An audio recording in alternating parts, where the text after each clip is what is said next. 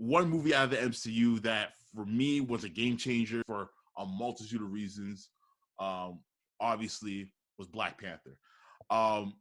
It's funny because when Black Panther was first coming out, before it came out, like leading up to its release, literally every episode of Cool Radio that I did was about Black Panther. Like I had a segment of Black Panther in there just because A, I was excited about it, and B, it was making headlines everywhere. So it's like, I just so happen to be a fan of this stuff, so why not talk about it, right? But for you, watching Black Panther, what was your first initial reaction to that film?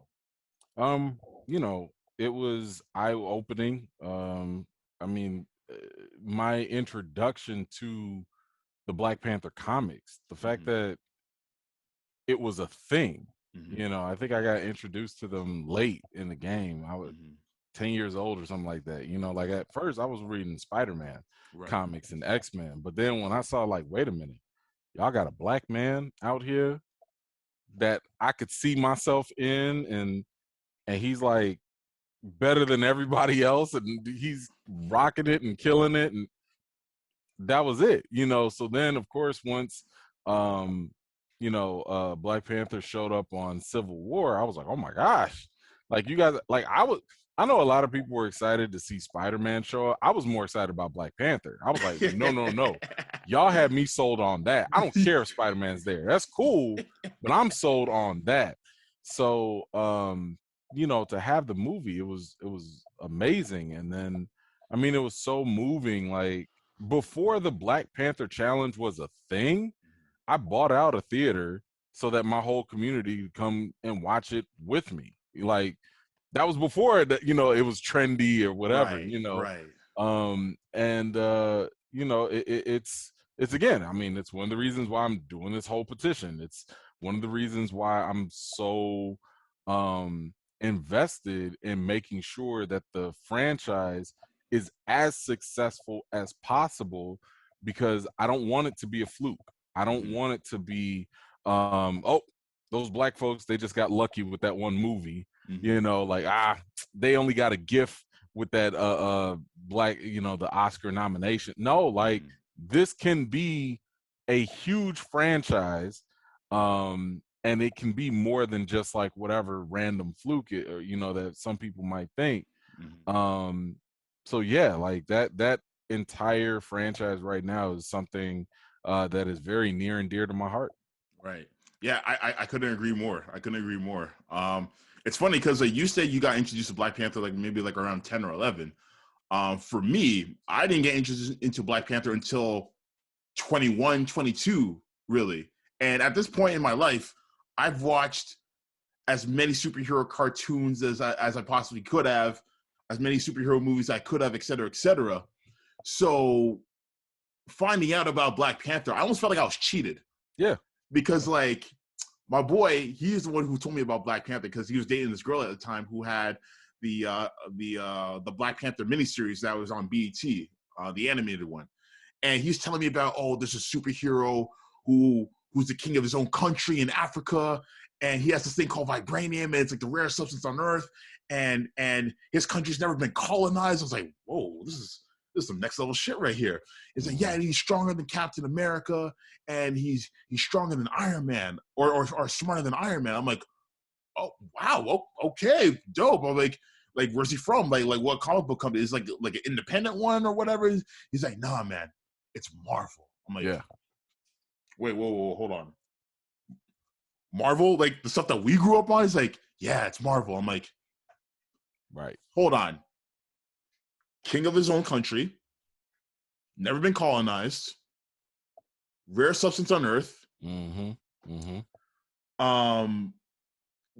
smarter than Iron Man, stronger than Cap, and why are we just hearing about him now? Criminal. What? Yeah. So, mind you, we watched it. We watched the miniseries. I was like, dope. I like it. I want to see more of this guy. And then years later, we hear that he's going to get his own solo title in phase 2 of the MCU. And I looked at that. I'm like, nah, that's not happening. They are not going to make a film about a black man from Africa who has all this going on for him, and with the no, it's not happening. And then literally later on in that same press conference, whatever, Chadwick Boseman comes out, and at this time I'm familiar with him because I've already seen 42, and I saw parts of Get On Up, so I'm like, oh, you're getting him. Okay, this might be happening. Might be happening. And then not only that, but like I eventually see the trailer for Civil War, and like I'm just curious to know what he looks like, what the suit looks like.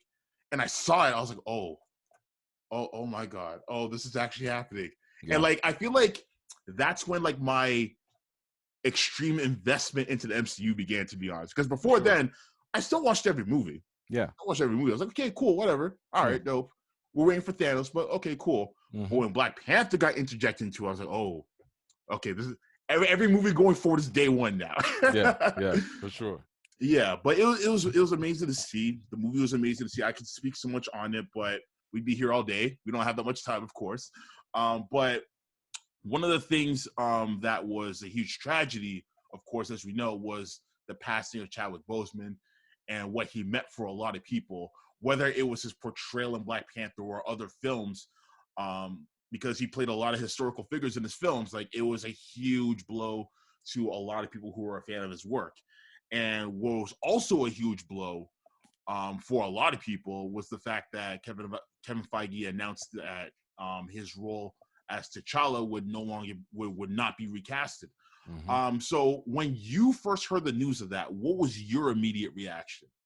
I mean, I was shocked at the fact that it was so final. You know, I was sitting there thinking like, okay, you know, I get it. Like, y'all are gonna have to do what you got to do, and you know, you guys are gonna feel how you feel. I totally understand. I had no expectations that they would even recast, you know, so soon. Like, I'd be like, or even make a decision, you know, because they made this decision. Like, he passed in August, and they made this decision in December, and they also postponed the movie. So I was like, oh, okay, if y'all postponing the movie, that means you're going to take some more time. You're going to do whatever you got to do to get yourself together. But when they came out during that Disney investor movie session and was like, we will not recast, I was like, what? Like, Marvel is incredibly calculated, especially Kevin Feige. Whenever they say something, they look at every single word. Unless it's like a live interview and you can catch them on their toes, if it's pre-planned like that, they know exactly what they said, how they said it, and why they said it.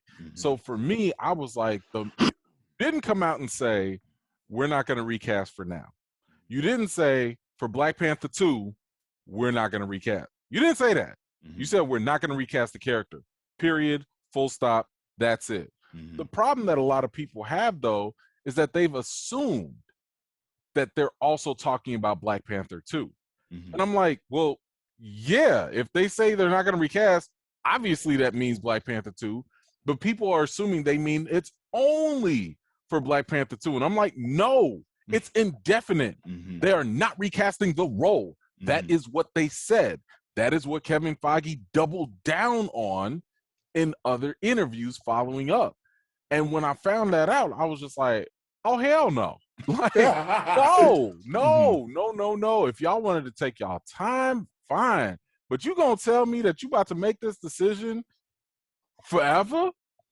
And then when they followed up and was like, oh, but it's cool, we're gonna explore the world of Wakanda and all the other characters. And I'm like, the supporting characters? You about to turn this into Gotham or something? Like, what are you doing? Like, when have you ever had a cinematic movie that was coming off of the heels of a huge first movie about the supporting characters and doing world building? I'm like, that sounds like a Disney Plus show, which I want. Give me I've been saying we need a Wakanda series forever. Facts. Matter of fact, I even made a video saying like, yo, y'all should delay Black Panther 2, give us a Disney Plus series, make it about Wakanda, and build up Shuri. That's fine. Just say like T'Challa's missing, We don't know where he's at. Maybe he's kidnapped. Maybe he's lost. I don't know. Whatever. Hey, Shuri, we need you. Train her up. Do whatever. Follow the comics. Now, by the time Black Panther 2 comes around, whether you want to recast or not, we can have Queen Shuri. We already all there. And then if you want to recast later, you can do that. But that was, hearing that news was one of the reasons why I actually went on the official Black Panther Facebook page, because, again, the news was just startling to me. And I just kind of wrote my feelings out on the post. And when I wrote my feelings out, I was like, man, this feels like a huge blow. Like, to never recast it, like this, I don't like this, And all of a sudden, it was getting 1,000 likes. It became like one of the most liked posts on their official post. As it should be. I was like, oh, steps. I didn't know people felt the way I felt. So it took me some time, but like I put all my thoughts together in a video, and I called it, like, is Marvel making a huge mistake? And why they should recast T'Challa. And, I just kind of gave my whole connection, like, yo, Chadwick's affected me personally and, professionally. I bought out theaters for Black Panther. I've donated to the Colon Cancer Coalition. Like, I've cried over this dude. I've never cried over a celebrity in my life, because like that was just how much I was so moved by, like, not only what he did, but who he was as a person. So, I like try to communicate all of that in the video. And again, it's just as a Chadwick fan and a Black Panther fan, I just wanted to put that out there, and people responded to it a lot. The thing it went viral. It had like 65,000 views. It was crazy.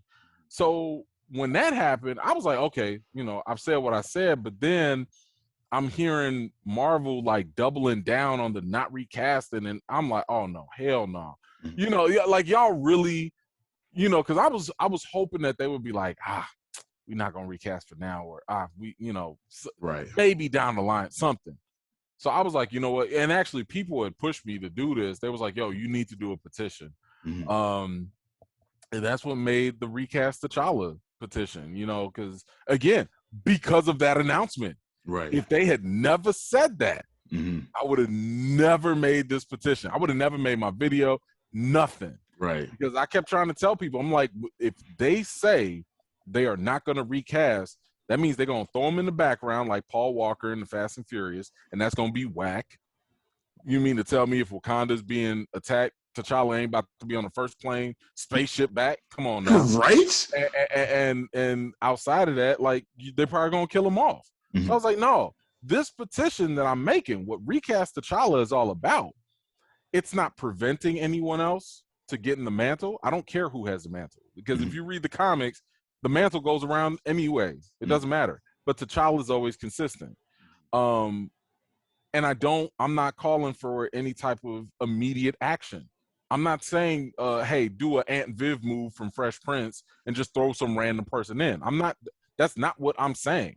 I'm saying give him the same energy, the same respect, the role that Chadwick gave it, because keep in mind, he only took roles that he believed was bigger than him.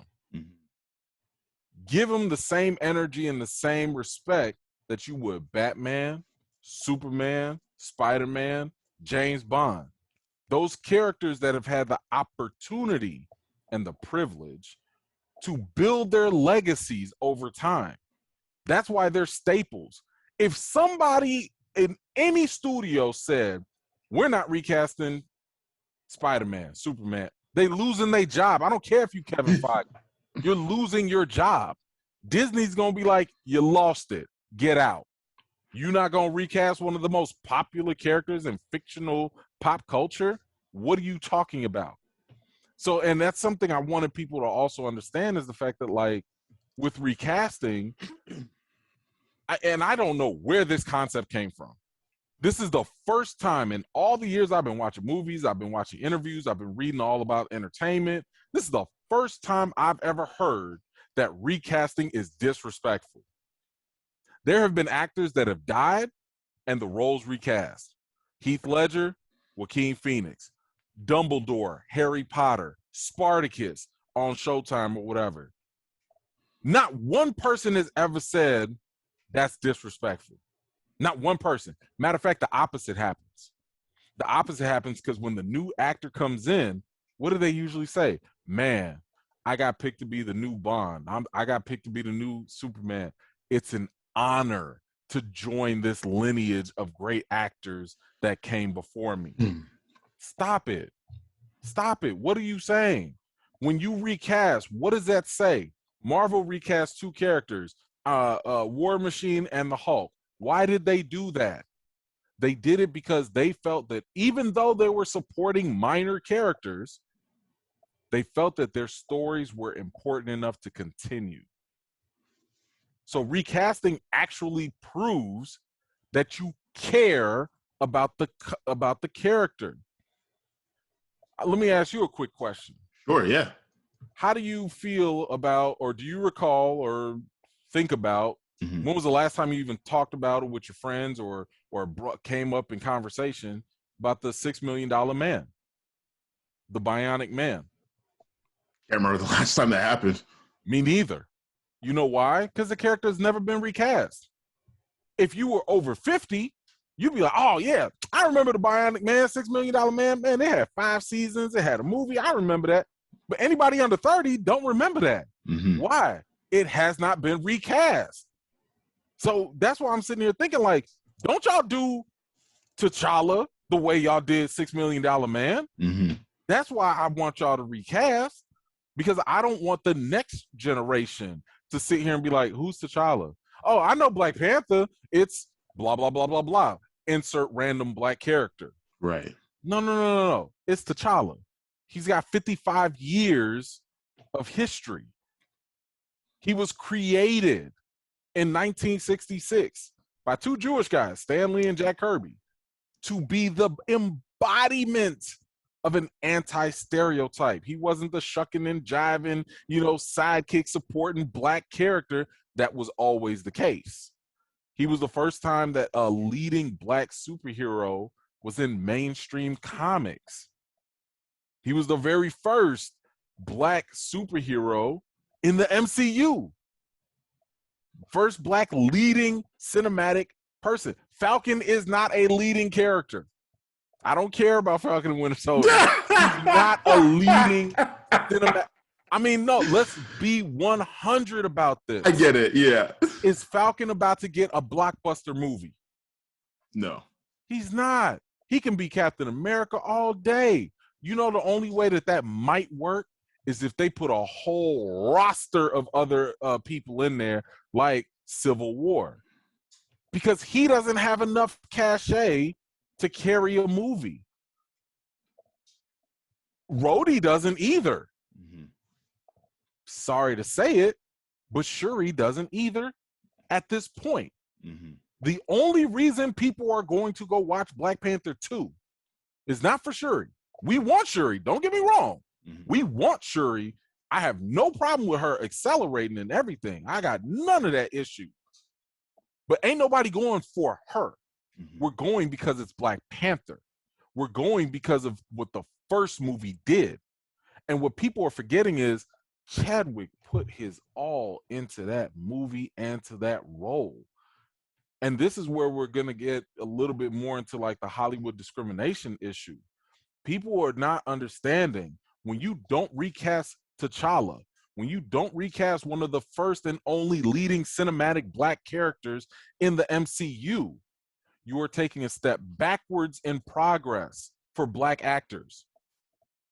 A leading role in the MCU is life-changing. It's a game changer. Don't believe it? Ask Robert Downey Jr., ask Chris Evans, ask Chris Pratt, ask Chris Hemsworth. When nobody checking for none of them until they got into the MCU and they were able to build the legacy.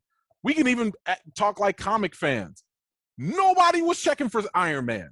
Nobody cared about Thor. Nobody cared about Captain America. Let's be honest. We knew who they were, but nobody was like, man, it was about Wolverine. It was about Spider-Man. It was about all them, the X-Men. Wasn't nobody checking for these B-level characters. There were C-level X-Men characters that were If that- bigger than those guys. If that.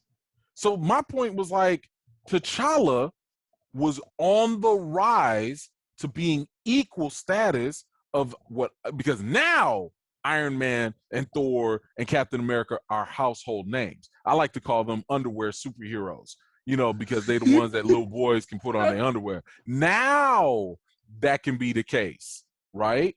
T'Challa was almost there.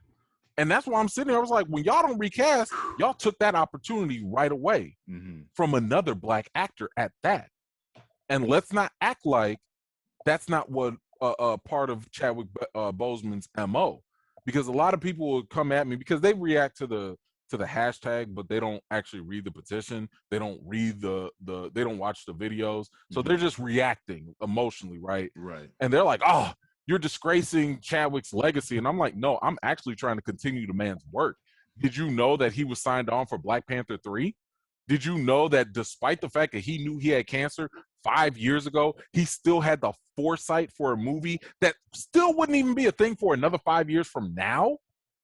You think he's really okay with the role just stopping with him? He didn't sign like some one and done deal. The man believed in the role. He wanted you. I actually posted a video on my Instagram, and it was a video of Roland Martin, because Chadwick Boseman sent him a text a couple months before he passed. And he was like, yo, I want people to remember me for the roles. I don't want people to see me. I want people to see the role. I want people to see Jackie Robinson, James Brown, T'Challa. That's what he wanted us to see. So when people sit here and be like, I can't see nobody else but Chadwick, you know, it's T'Challa, you saying he failed. You're saying he didn't do his job. You're saying he didn't accomplish what he worked his butt off for. So who's really disrespecting his legacy at that point? I'm out here saying like, yo, because Chadwick believed in that role, I believe in that role too. That's why we're doing this. That's why this is a thing. It's literally for him to pick up, for somebody else to pick up the baton that he raced so hard to build up. That's based off of his interview. I'm not acting like I knew the man. I'm just saying this is based off of his speeches, based off of his interviews, based off of what he told friends and family. This is also based off of the fact that he lived a career. In his career, he would be going back to Howard University, constantly helping other actors. You mean to tell me this guy would be so selfish to stop the one and only leading black role and not want another actor to have that opportunity? I feel like that's inconsistent. So for me, I'm just sitting here like, yo, this is a bigger conversation than just, I want to get my superhero stories on screen. It's bigger than that. I'm like, yes, there's an element to that because his story is not done. But at the same time, you are taking such a step back because, again, you were allowing, he was like a Jackie Robinson when it comes to black characters, black fictional characters. And people don't realize that, even in the comics. When people are like, oh, but just like the comics, Shuri took over. And I'm like, look, you don't realize there would be no Shuri if it wasn't for T'Challa. You don't realize that Storm wouldn't be goddess level if it wasn't for T'Challa. You don't realize that the Dora Milaje that you cheering on right now, there wouldn't be a thing if it wasn't for T'Challa. And if we really want to get into it, Hollywood plays this very discriminatory math when it comes to black characters. Oh, let's talk about it. White characters get addition and multiplication. You got 50 different actors that can play this role all day, forever and ever. But black characters, we got to deal with subtraction and substitution. They're saying like, yo, instead of us giving you T'Challa again, let's take that away and give you a little bit something less, like all these supporting characters. You gonna take away Superman and give me all the Kryptonians? Ain't nobody taking that deal. You gonna take away Batman and give me all his little sidekicks and stuff? Ain't nobody taking that deal. Why do we have to take that deal? Why do we have to feel complicit with that? because that's not what they did in the comics. In the comics, they was like, yo, we about to give you this African king. By the way, he about to pick everybody up and we all rising together. Everybody rose up together. T'Challa rose up. He brought all the black sisters with him. And that's why I'm sitting here like, this is what y'all are missing out on. This is why when people are saying like, don't recast, I'm like, you don't understand what you're compromising by not recasting this pivotal role. You don't realize that the strongest form of representation for the black community is a strong black man supporting and elevating a strong black woman, and vice versa. That is the strongest. I don't care about sexual orientation. I don't care about none of that. Sure. I'm just saying, strong black man, strong black woman, we support one another. That is huge. And that's what the comics did. In the comics, Shuri and T'Challa were working side by side. When Shuri became queen, T'Challa was like, yes, my queen. Do you understand what kind of impact that has on other men when they see a strong man supporting a woman? But the message that is going to be communicated at this point when you take T'Challa out is, we don't need a man. The woman can just go do whatever they want. And don't get me wrong, that's cool. But is that really a necessary story that needs to be told compared to that woman still elevating on her own and still being supported by a strong male presence to give that further confirmation, not for her, but for the guys that are watching, for the little boys that are watching? That's what that communicates. It communicates to the men that are watching that are like, I don't like a woman being Black Panther. I don't want to see that. When you see T'Challa out there being like, that's my sister. Yes, she the queen. Yes, she the one. She the Black Panther. Other dudes respect other dudes. That's why you need that. So that's why I'm like, this whole idea of not recasting is short-sighted. I understand the emotional aspect of it for sure, but the long-term impact, not getting another actor an opportunity, creating more ceilings, for other black actors and stuff, not seeing the strongest form of representation, not having the stories told, it's a problem. It's a problem. And here's the other thing. Can we not confine Chadwick to just T'Challa? My man was a bigger person than that. He was an actor. He was a husband. He was a phenomenal human being. We can celebrate Chadwick all day without compromising T'Challa at the same time. Sorry, I went on for that. But no. By all means, as you can see, I'm kind of passionate about this. Listen, I've been waiting to have this conversation with you for the longest time, and I'm so glad you hit all those points because you basically reiterated maybe 98% of what I wanted to say towards other people. Because there are other people who are just like, well, no, it's disrespectful to recast him. It's his legacy, and I've said to people as a pushback that if you think that Black Panther is his legacy, then you're disrespecting Chadwick because Black Panther was part of his legacy. His legacy is bigger. If I had to argue, I would probably think, if I had to guess, sure, he probably cared more about Ma Rainey than Black Panther. Oh, yeah.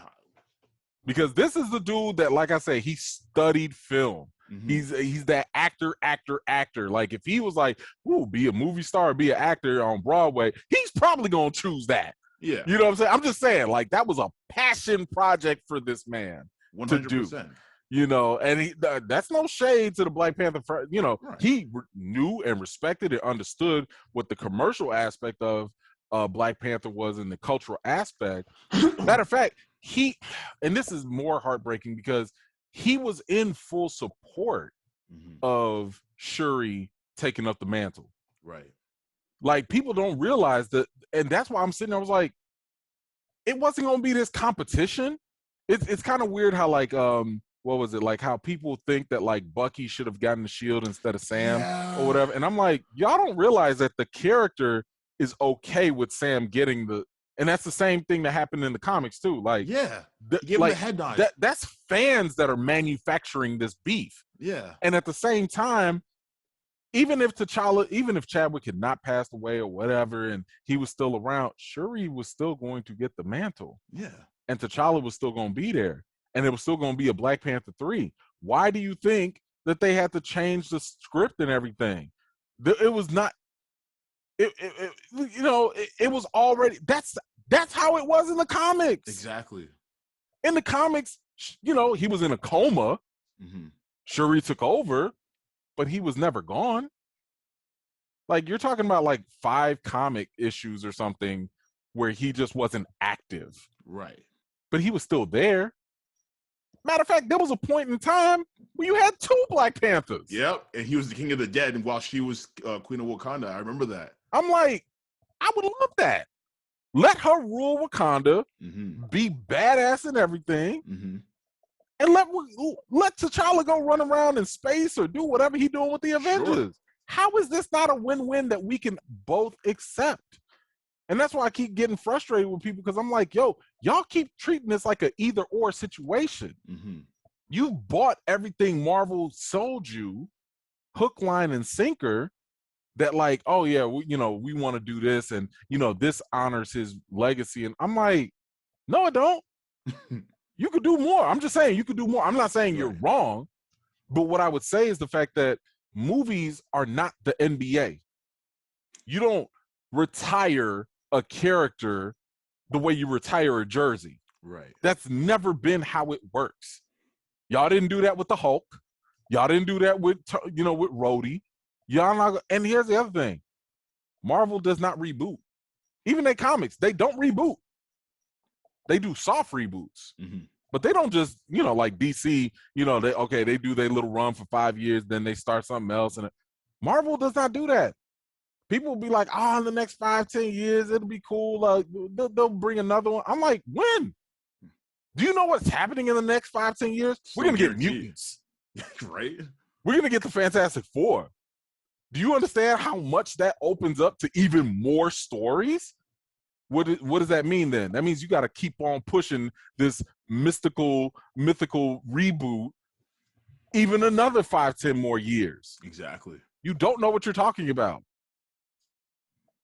And like the crazy thing is, what a lot of people don't realize is that by not continuing the T'Challa character and story, it's a disservice to Chadwick's legacy because of the fact that he went through so much to get that role, as well as performing that role. Like, we did not know this guy was battling cancer as he was performing that role. So to have that in presence of mind and to say that it should no longer be continued, it puts his process and his efforts in vain, because he didn't go through all that pain just to have the character discontinued. Right. And a lot of people who are saying, no, it's to honor his legacy, they don't realize that. They don't have the foresight to realize that. Like, he knew what was going on in the system. Do you think that any other person would do the same thing, knowing the importance that comes with that role? No. Right. And they have to put that into consideration. Yeah. Yeah. Oh my God. Yeah. Listen, there's so much more I want to discuss with you, but I know you're on a tight schedule, so I really do appreciate you coming through. As far as the campaign goes, like, where can people go to this website to continue to fill out this petition? Where can they go? Yeah, change.org/recast T'Challa. Just like that. Mm-hmm. You can find it. I mean, you could just type in Google change.org recast T'Challa. It should pop up. We are so close. At the last time I looked, we're about to hit 25,000. So you could get in there, you can contribute, you can share it. We just made Good Morning America, which is ABC, which is Disney, which owns Marvel. So you absolutely can make your voice be heard. I'll be on Twitter all day just hitting them up and being like, hey, Marvel, do y'all see this? Yes. Do you see the people talking? Yes. I need you to understand that the people are talking here. Okay, so it is getting legs. It is moving. Change.org/recast T'Challa.